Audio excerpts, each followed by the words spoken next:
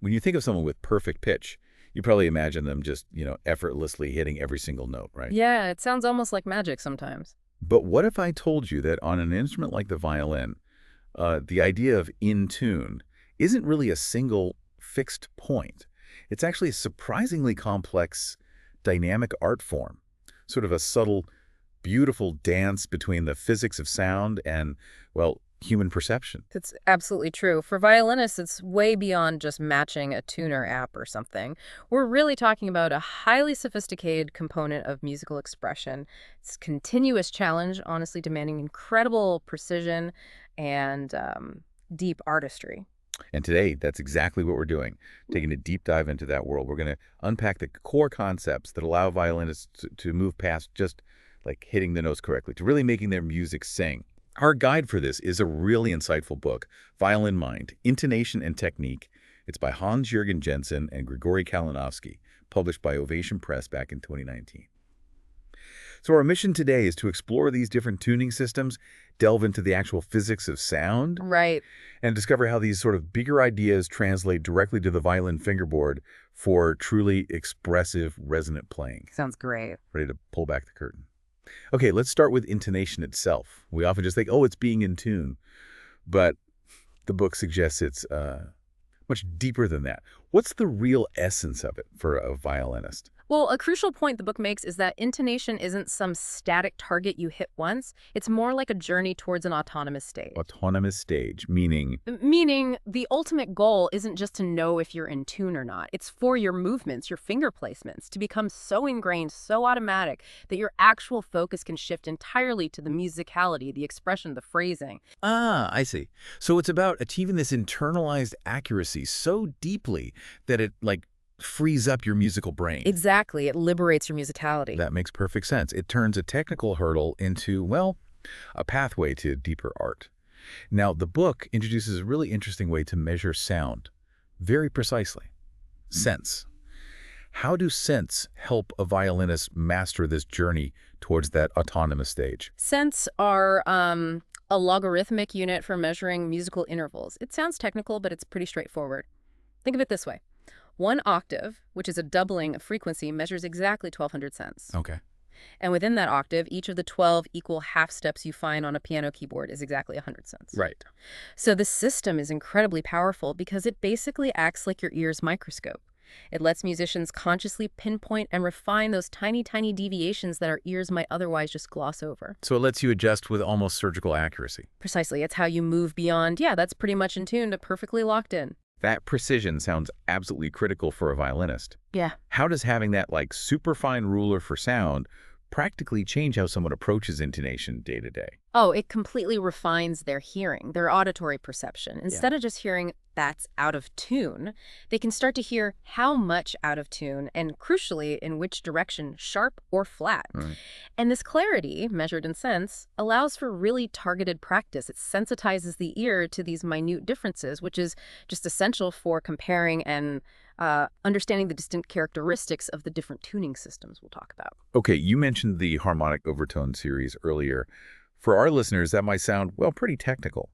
Can you break down why it's so fundamental to how we actually perceive musical sound? Absolutely. The harmonic overtone series is, well, it's basically the foundation of how we hear musical tone.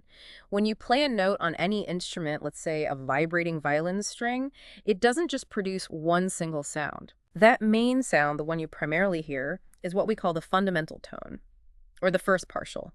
But at the same time, the string is also vibrating in smaller sections, halves, thirds, quarters, and so on. Right. And these smaller vibrations create a whole series of fainter, higher-pitched sounds. Those are the overtones, or partials. For instance, the second partial is always an octave above the fundamental. The third partial is an octave and a fifth, and so on. Okay. Understanding these natural harmonics is critical because our ears instinctively perceive them. They influence how we hear in tune, why certain intervals sound pure or resonant, and why instruments sound different from each other. That's fascinating. Like every single note carries its own little hidden symphony inside it. In a way, yes. And you mentioned how this natural resonance extends to conic sympathetic vibrations. How do these subtle, almost hidden voices of the instrument actually guide a violinist in real time? Right, zooming out a bit, this concept of sympathetic vibrations.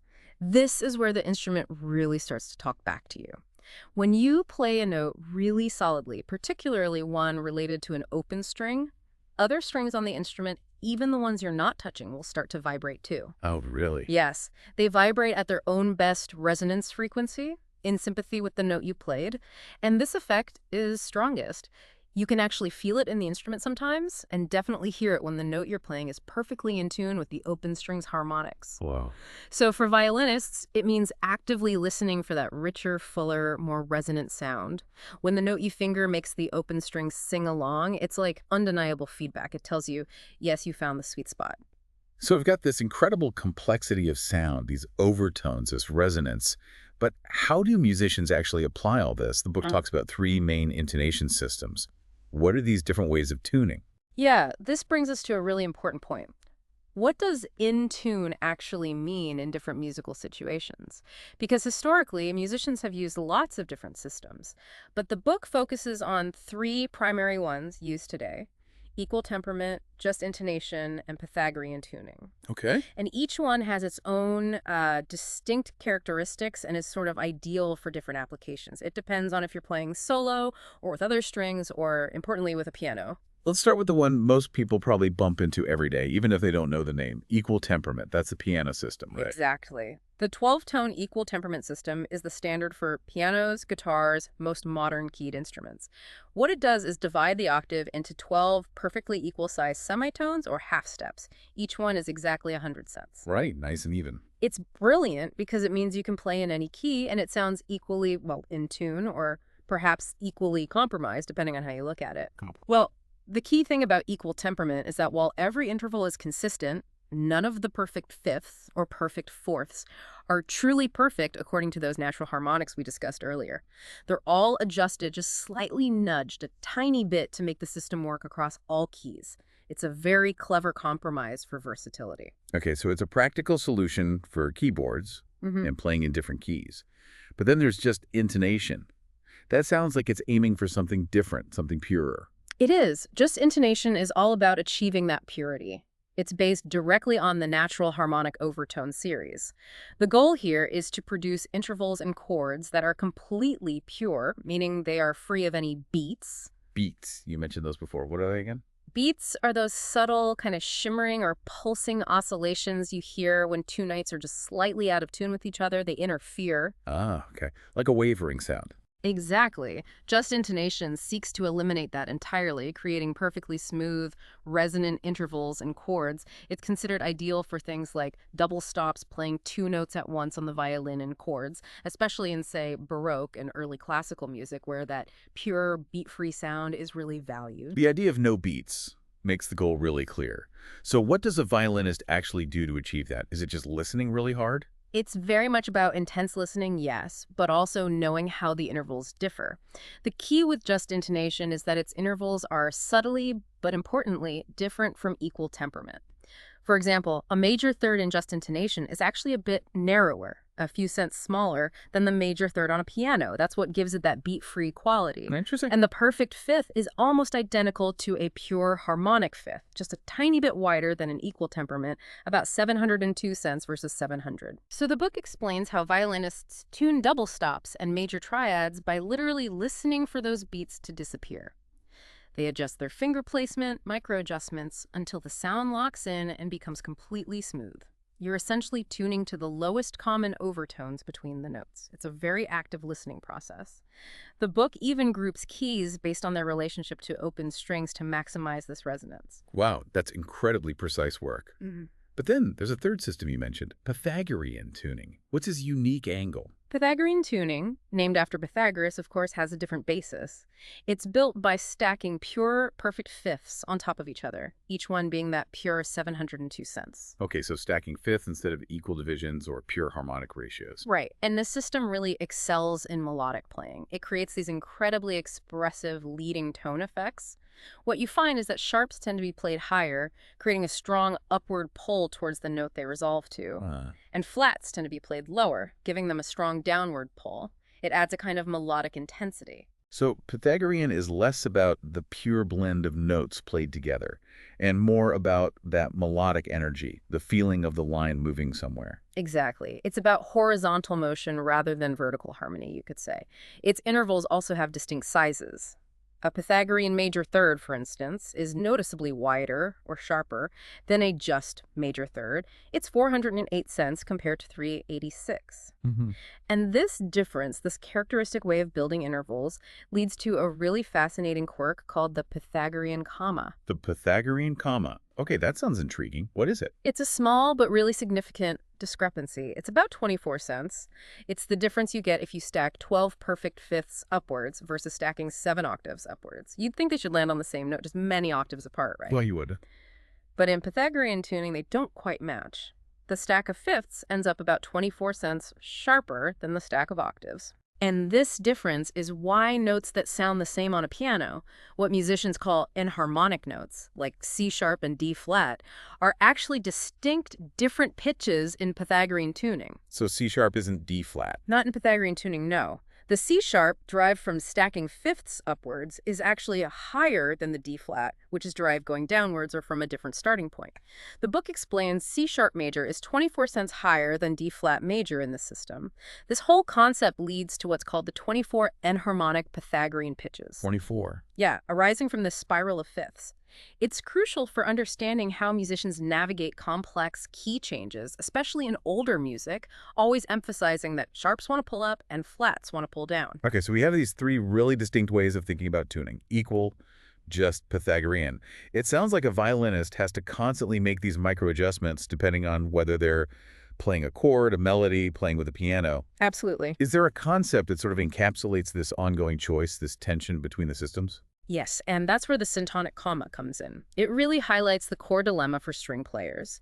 The syntonic comma is the specific difference, about 22 cents, between a Pythagorean major third, which is wider, 408 cents, and a just major third, which is narrower, 386 cents. Okay, another comma. Right. And this small but really significant difference represents that fundamental choice. Do you prioritize the pure beat-free harmony of just intonation, especially in chords, or do you lean into the expressive directional pull of Pythagorean tuning, especially in melodic lines? I see. It's the gap between harmonic purity and melodic drive. Exactly. The book gives an example like tuning a C major chord. It can be tricky because the C note could be tuned relative to the open E string as a major third below, or the open G string as a perfect fourth above. Depending on whether you're thinking harmonically just, or perhaps melodically leading into it, Pythagorean, you might shade that C slightly differently. It's a constant intuitive negotiation. That really is like walking a tightrope. And speaking of subtle sounds, you mentioned sympathetic vibrations with open strings. Can violinists use that idea for notes they're actually fingering on the board? Yes, absolutely. It's a more advanced application. The key is to extend that principle of listening for resonance to any note you play. Experienced players learn to mentally visualize or hear the sound of the fundamental tone, plus its sympathetic overtones for any given note they're about to play. Projecting the sound first. Kind of. You project the ideal resonant frequency in your mind, and then you adjust your finger placement until the note you're playing rings with that imagined overtone complex. It's a much higher level of intuitive listening, a deeper physical connection to how the instrument wants to vibrate. It's almost like the instrument itself guides your finger to the right spot. That sounds incredibly subtle, almost like auditory meditation, as you said before. It can feel that way. And another really fascinating phenomenon the book introduces are tartini tones. Yeah. What are these hidden guides to intonation?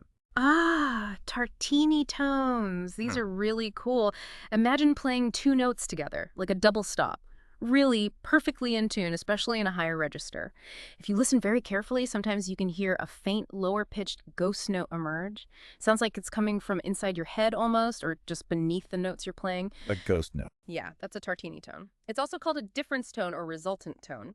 Its pitch is related to the frequency difference between the two notes you are playing. For instance, the book mentions playing an A, 440 Hz, and the E, a perfect fifth above it, 660 Hz. The difference is 220 Hz, which is the A, an octave below the A string.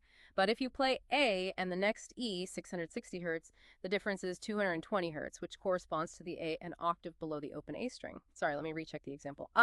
A, 440 Hz, and E, 660 Hz, produces a difference tone of 220 Hz, which is the A, an octave below the played A. The outline says 330 Hz, E below open E. Let me double check that logic. Okay, let's use the book's example. A 440 hertz and E 660 hertz. The difference is 664.40 equals A2, A below middle C. If the book says 330 hertz, E3, that would imply different frequencies or perhaps a summation tone, or maybe it's referring to a different interval relation producing that E. Let's stick to the core idea. Resultant tones exist. The point is that these tones act as an internal, undeniable feedback system. When you hear that resultant tone clearly, it confirms your double stop is perfectly locked in tune according to just intonation principles. Wow, so it's like a built-in natural tuner that appears when you get it just right. Exactly. It's incredibly useful feedback, especially for refining double stops. Okay. The book also mentions double stop studies in tritones. Tritones are known for sounding, well, dissonant. What's the intonation lesson there? Right. Tritones, augmented fourths, or diminished fifths are famously dissonant intervals. They create tension. But the beauty and the intonation lesson lies in how these dissonant intervals are used musically. They almost always resolve to consonant intervals, typically justly tuned major or minor sixths. Nah, the resolution is key. Precisely.